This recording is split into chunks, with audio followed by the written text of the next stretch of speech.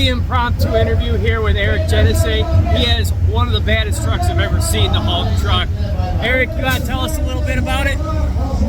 2004 T600 modified into a W9 Hulk theme, and kids are enjoying it, people are enjoying it. Pretty much green lights going on and off on it. Now, you were saying that this was in a movie that's coming out. You want to tell us about where the folks can watch that? Right, it's a Rodeo. The movie's called Rodeo. It's going to be on Amazon Prime, and it's already on iTunes available. It's an hour and a half movie.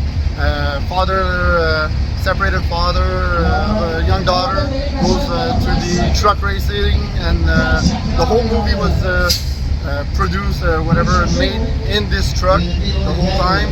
We actually left from Quebec and we drove all the way to Alberta during the filming, and we actually used that whole trip in the movie, the father and daughter road trip movie. That is awesome. Now folks, I gotta let you go because he's literally sitting in line waiting to race, and I gotta get off his truck. Awesome. You have a good one. Hey folks, please remember to like, subscribe, and hit that notification bell.